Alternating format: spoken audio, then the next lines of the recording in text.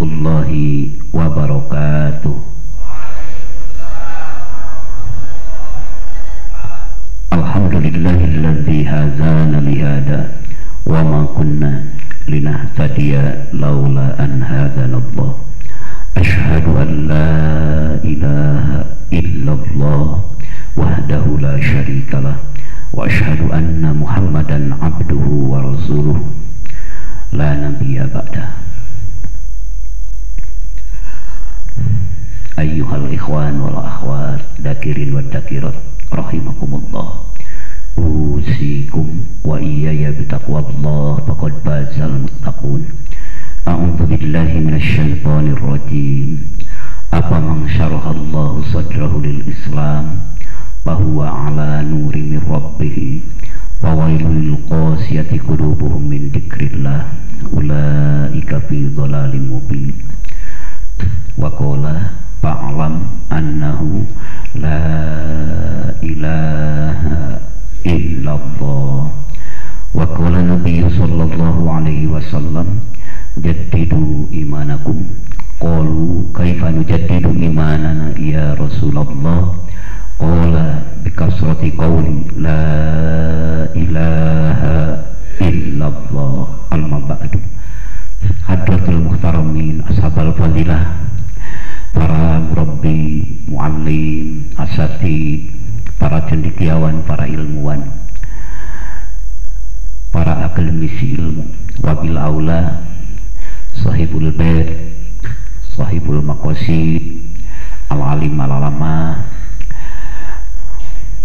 anu parantos nembe ngadugikeun wejanganana kalayan nasihatna anu tekinten intina kangge urang sadayana.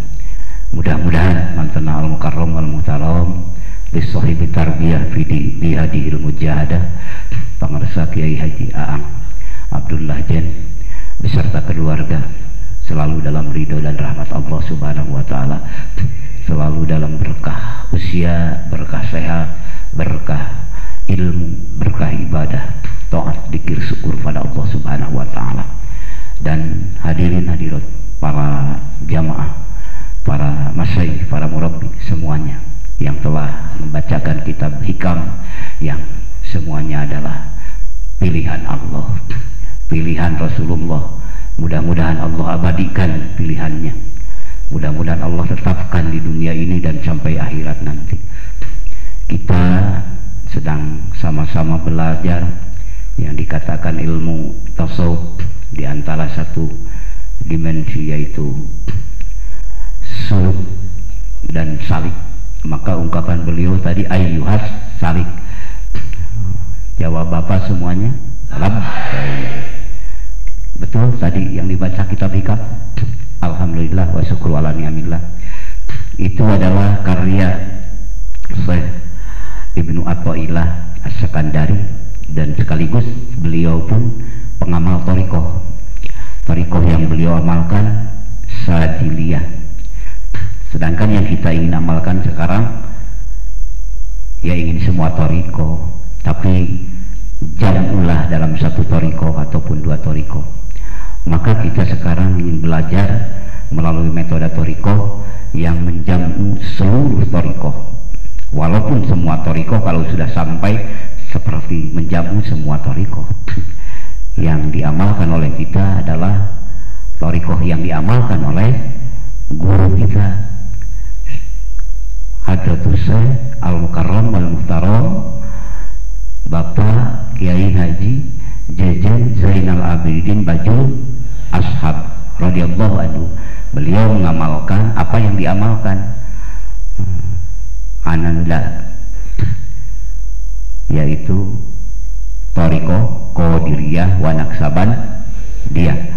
Qadiriyah inti kalimahnya adalah kalimah tauhid, kalimah najah, kalimah takwa, kalimah iman, kalimah Islam, ihsan, kalimah miftahul jannah, kalimah urwatul wuthqa, kalimah hak, kalimah thayyibah, kalimah ikhlas, kalimah seluruh kalimah yang sempurna bagi Allah, yaitu kalimat la ilaha illallah. Itulah kalimat inti tauhid yang diamalkan itu semua oleh para anbiya wal mursalin dan ditindaklanjuti oleh para sahabat, tabi'in, tabi'ut tabi'in, para wali Allah, para ulama billah, ulamaul ilmi, sampailah ke pesantren Az-Zainiyah dan sampailah kepada kita semua. Mudah-mudahan kita tercatat yang mutaba'at Rasul, yang selalu mengikuti Rasul Allah, yang selalu mengikuti perintah Allah, yaitu dalam firman-Nya fa'lam annahu la ilaha. Dalam konteks Thariqah Qadiriyah yang diucapkan kalimahnya la ilaha, ini bahasa Indonesia apa bahasa Sunda? Telaku bebas gitu. Pami bahasa Sunda pilih ayam di Jakarta. Saya bahasa Indonesia baik. Bapak-bapak selikin semuanya yang sedang meniti mendaki menuju Hadratul Qudsiyah dengan melalui metode Thariqah Qadiriyah wa Naqsabandiyah, dan disempurnakan dimensi ilmunya untuk mencapai ilmiah, karena amal tanpa ilmu ya cenderung tersesat. Ilmu pun tanpa diamalkan ya otomatis macet. Jadi kita pakai metode amal ilmiah, ilmu amaliyah, berarti harus punya sandaran yaitu Quran dan As-Sunnah hadis, dan kesananya ijma dalam dimensi tasawuf, ijma para ulama billah, ulama ilmi, lalu pakai kias. Oleh karena itu mudah-mudahan kita semuanya mendapatkan ketetapan Allah, menjadi hamba yang dipilih oleh Allah, mendapatkan keberkahan dunia ini dan akhirat nanti. Yang kedua, dzikir yang kita amalkan adalah Naqsabandiyah. Naqsabandiyah yang diamalkan juga oleh Syekh Sultan Aulia Syekh Muhyiddin Abdul Qadir Al-Zailani,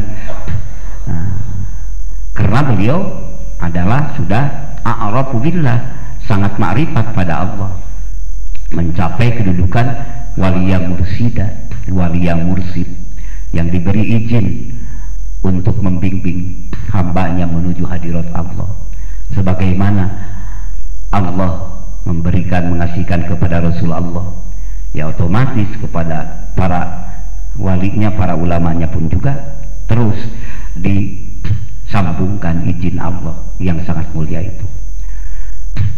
Yang diingatkan di hati apa? Ya dzikrullah. Maka talqinu dzikri ini kalau istilah bahasa Thariqah talqin dzikir, kalau istilah secara umum ijazah.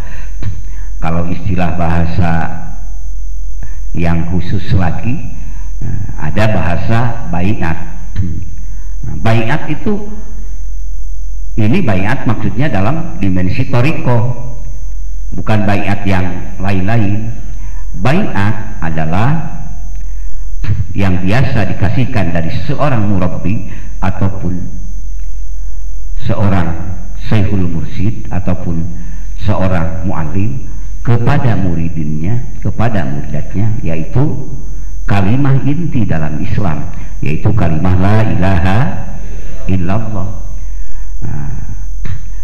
Dzikir yang hobi di sana, yang namanya hobi yaitu sembunyi, tidak ada yang tahu. Maka dzikir yang satu ini tidak bisa dideteksi oleh malaikat pun. Maka dzikir yang ini khusus untuk Bapa dan Allah, untuk berkomunikasi Bapa dengan Allah, dan untuk menghadapkan diri kepada Allah dalam segala keadaan, sekaligus dalam menimpa ilmu, dalam ta'limu ta'alim, dalam aktivitas Bapa, di kantor, di kebun, di pesawat, di mobil, di seluruh ruang dan waktu. Dzikir itu harus hidup. Maka dzikir itu harus hidup supaya selama-lamanya keadaan aktivitas Bapa mencapai kategori ibadah di hadapan Allah. Karena tugas hidup kita kan ibadah. wa ma khalaqtul jinna wal insa illa liya'budun. Tidak kami ciptakan jin dan manusia apa khususnya, tidak kami ciptakan jin dan manusia melainkan supaya ibadah. Maka ulama-ulama dimensi tasawuf mengartikan liya'budun, liya'rifuni, supaya mengenal aku, ma'rifat padaku, berhubungan denganku. Maka di dzikir ini, tatkala dzikir sudah ditanamkan di eruh bapa, di eruh ibu, di eruh semua hamba-hamba pilihan Allah, untuk apa? Apa yang dikaji dalam berbagai ilmu tasawuf, ilmu tauhid, ilmu fikih, ruhnya terus terhantarkan sampai hadirat Allah. Papil asma'i ulu sama.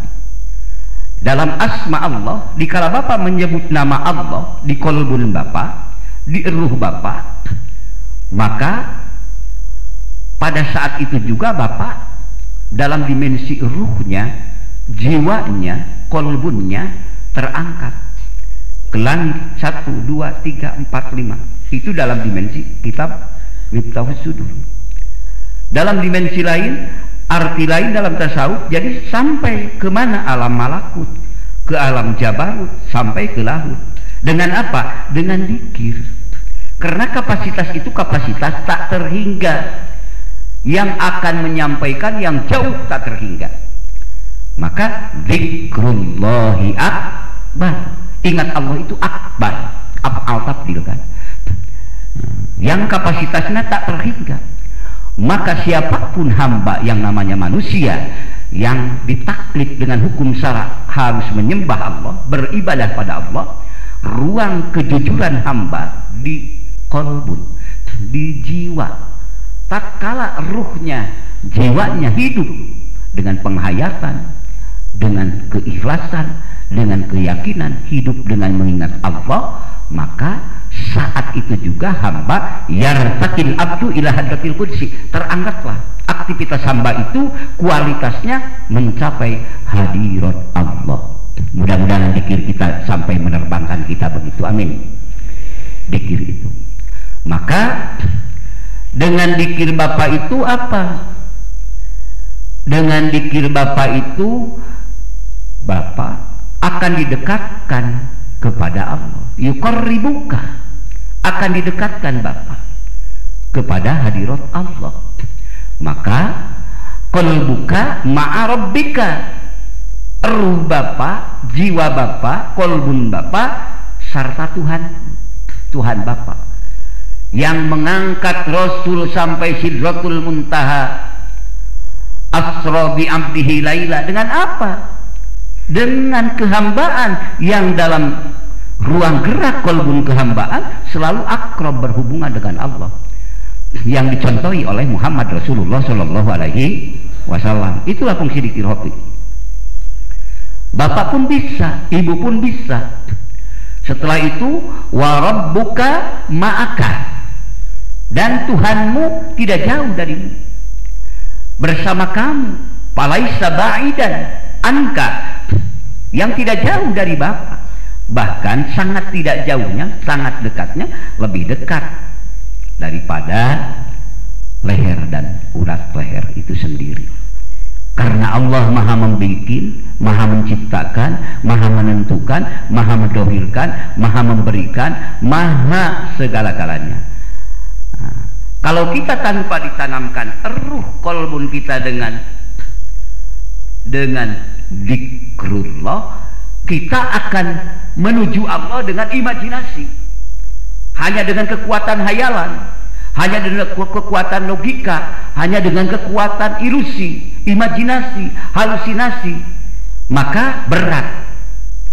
Nah, ilmu yang sangat agung ini yang dikarang oleh Syekh Ibnu Athaillah, seorang pengamal Thariqah Sajiliyah dan pengamal berbagai thariqah, maka hantarkan dengan Qadiriyah. Ilmu ini menyertai dan melengkapi, menyampaikan kita kepada dunia ilmu, dan akan mencerahkan kemakrifatan Bapak, akan mencerahkan kemusyahadahan Bapak. Itulah tujuan dikir. Maka dikir hobi yang akan membukakan qalbuka ma'a rabbika wa rabbuka ma'aka falaisa ba'idan dengan dzikrullahi akbar. Tanamkannya di mana? Di logika? Di otak? Di pikiran? Bukan. Tanamkan di qalbuka, di ruh Bapak, di qalbun Bapak. Tapi rahasia Bapak dengan Allah. Karena sabda Nabi Muhammad SAW, dikir yang satu ini adalah dikir yang khusus untuk khusus. Karena apa? Karena al-dzikru la tasma'ul hafado, yajidu ala dzikri tasma'ul hafado, bisa ba'ina dikpan. Dikir yang tidak bisa deteksi oleh malaikat hafado sekalipun, dengan dikir yang terdengar, yang tertulis oleh malaikat-malaikat hafado, kayak Ningrokib yang mencatat kebaikan, itu diketahui daripada keluar napasnya Bapak saja tertulis, ucapan Bapak tertulis. Tapi yang satu yang ada di dalam ini, dikir hopi, tidak terdengar oleh hafado. Hanya ruhaniyah Bapak, insaniyah Bapak dengan hadirat Allah. Maka bisa ba'ina di'fan, 70 lipat ganda mengungguli semua kalimah dikir yang terucap. Idealnya bukan buat kita, karena kita tugas hidup untuk bersyariat dan berhakikat, dijalankan dengan thariqat, maka buahnya makrifat, semuanya kita jalankan.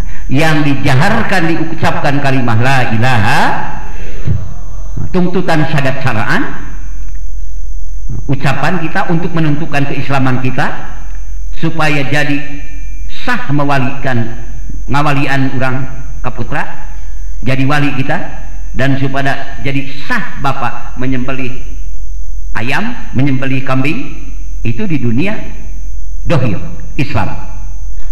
Tapi di munjin, syahadat munjin, syahadat yang akan menyelamatkan ucapan syahadat yang akan menyelamatkan sholat Bapak, zakat Bapak, ibadah haji Bapak, amal Bapak, aktivitas Bapak, yaitu harus hidup munjin. Jadi syahadat yang menyelamatkan syahadat itu sendiri, syahadat yang menyelamatkan ibadah aktivitas Bapak sendiri. Syahadat apa? Syahadat munjin. Dikir apa? Ya dikir hobi munjin, yang menyelamatkan ucapan kita la ilaha. Karena kalau tidak disertai itu, sering kita terbawa dengan wa fi qaulika la ilaha, dalam ucapan kita mengucapkan la ilaha, wa fi qalbika, tapi dalam hati kam ilahin, beberapa Tuhan yang selalu didambakan alam hayalan kita, pikiran kita, yang akhirnya menetap jadi melayang-layang di sana. Kita tidak tahu arah menuju kemana, tapi terus terbawa. Dan sangat sulit kalau kita tidak memiliki apa yang ditanamkan, tidak kembali ruh itu, hayalan itu tidak kembali diimplementasikan di sholat kita duhur, asar, maghrib, isya, subuh. Tatkala kita muftatahatun bitakbiri, yang diawali dengan pengucapan takbiratul ihram Allahu Akbar, diawali dengan hayalan, dan hayalan itu sampai wa muftatamatun bitaslimi, sampai kita mengucapkan salam, assalamualaikum, assalamualaikum. Tidak kembali pada Allah ruh kita, terbawa imajinasi itu, hayalan itu. Maka dengan dikir hobi, tatkala kita lupa, ingatkan lagi. Tatkala kita jauh terbawa oleh hayalan-hayalan, dekatkan lagi. Tatkala kita putus, bisa nyambung kembali. Akhirnya terbawalah syahadat syar'an dan syahadat munjin. Akhirnya dikir jahar terhantarkan dengan dikir hobi, bersama-sama menuju hadiratul qudsi. Mudah-mudahan Allah kasihkan, amin. Nah itu, setelah itu tatkala Bapak mendapatkan apa itu dalam Al-Quran, ada di surah Al-Baqarah 138, celupan Allah yang dihobi itu, sibgotallahi wa man ahsanu minallahi sibgotan wa nahnu lahu abidun. Setempel Allah, itu aja. Pilihan Allah, celupan Allah yang ditanamkan di kolbun Bapak, dijadikan bahasa thariqah Naqsabandiyah, yaitu dikir hobi. Maka ada lagi yang lebih baik daripada tirupan Allah? Tidak mungkin kita bisa menjawab, kecuali hanya menyerah, karena itu tantangan Allah yang tidak mungkin ada jawaban. Maka kata Syekh Junaidi Al-Baghdadi, tidak ada satu dalil pun yang akan bisa merontokkan menjadi dalil lemahnya kalimah yang maha sempurna, kalimah Allah, la ilaha. Tatkala Bapak sudah menetap ruh Bapak, jiwa Bapak dengan mengingat Allah, mesti ekspresi Bapak dalam gerak dan diam Bapak, di kalangan kesibuk Bapak, dalam keadaan sedang santai Bapak, Bapak akan mengekspresikan rasa wa nahnu lahu abidun. Kami semua hanya pada abidun, berbakti. Mudah-mudahan. Jadi intinya dikir jahar kalimah la ilaha, dikir hopi, hidup hati ingat Allah, yang akan menyampaikan semua aktivitas Bapak, yang wala sautin wal harfin, yang tidak ada suaranya, maka tidak terdeteksi. Jangankan manusia, malaikat pun tidak bisa mendeteksi, karena ruhaniyah insaniyah itu tidak bisa dimasuki oleh malaikat. Kenali annal malakaini, sekalipun dua malaikat yang nanti dia akan di alam kubur yang akan memeriksa Bapak, mungkar dan nakir, la yadhulu ila alamil ma'rifah, tidak mampu menembus alam ma'rifat. Dikir ini supaya hidup di alam ma'rifat Bapak yang di kolbun ini. Nanti tatkala berbagai kitab yang Bapak kaji, Anwarul Qudsiyah, Tanwirul Qulub, Hikam, semuanya akan terhantarkan alam pikiran yang sangat dahsyat itu. Karena itu adalah alam pikiran ilmu ma'rifat, maka Bapak akan menghantarkannya dengan zikrullah. Tidak hanya dihantarkan dengan logika, karena ingin menembus hadirat Allah. Maka sabda Rasulullah sallallahu alaihi wasallam, afdalu ma qultu ana wa nabiyuna min qabli la ilaha, sebaik-baik yang aku ucapkan dan semua nabi, kalimahnya adalah la ilaha. Lalu ditalkinkan, yulakkinu hadhil kalimat thayyibah li sahabati. Maka kanjeng Nabi adalah mentalkinkan kalimah thayyibah kepada para sahabat. Apalagi kita ya, mudah-mudahan kita mengikuti para beliau. Amin. Maksudnya apa? Litasfiyati qulubihim.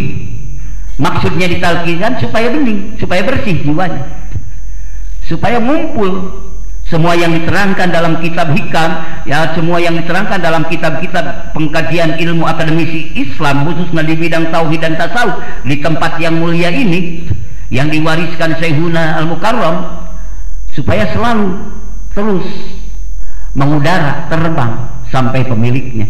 Itu bahasa bidairatil lisan wal aqli Pak. Kata-kata mengudara, kata-kata terbang. Pada hakikatnya kan kita sampai pada Allah bukan di atas, bukan di bawah, bukan di luar dan di dalam, karena memang dia pemilik segala-galanya dan dia tidak butuh segala-galanya. Maka kalimah tidak butuh segala-galanya karena dia maha kaya, sedangkan kita adalah maha butuh dalam aktivitas segala-galanya, yaitu kalimah intinya la ilaha. Sandarkan di sana, akan terhantar semuanya. Maka dengan tujuan para sahabat menerima talqin dari Rasulullah sallallahu alaihi wasallam, litasfiyati qulubihim, supaya bersih hatinya, tidak terkontaminasi oleh debu nafsu makhluk yang akan menghalangi dia kepada Allah. Bisa langsung proses belajar dan belajar terus. Yang kedua, litazkiyati nufusihim, dan supaya bening jiwanya, dari bersih kepada bening, semakin mengkristal bening. Itu dalam ungkapan dairatul lisan wal aqli. Setelah bersih dan bening, mana tujuannya? Wa isolihim ila hadratil ilahiyah, supaya dikir itu sudah ditanamkan di bapak, di ibu, di semuanya, menghantarkan kita kepada hadirat Allah. Itulah seputar sedikit sekelumit ya, kata beliau tadi Al-Mukarram, diceritakan dulu sedikit katanya. Oleh karena itu, insya Allah berbagai disiplin ilmu di sini sudah dipersiapkan untuk sama-sama memperkaya akademisi ilmu bapak semuanya dan memberi pencerahan insya Allah sampai kepada pemadatan yang akhirnya sampai kepada karakter dalam ekspresi diam dan gerak kita semua. Mudah-mudahan amin. Nah, kita itu akan belajar zikir melalui thariqah Qadiriyah wa Naqsabandiyah. Qadiriyah yang diucapkan kalimahnya la ilaha, menghimpun semua arti sifat Allah yang sempurna. La ilaha, tidak ada lagi Tuhan yang berhak disembah melainkan Allah. Makna kesananya tidak ada lagi yang maha kaya, yang maha kuat, yang maha hebat, yang maha sempurna, yang maha pengasih, maha penyayang, maha penentu, maha memiliki, maha segala-galanya. Illallahu, kecuali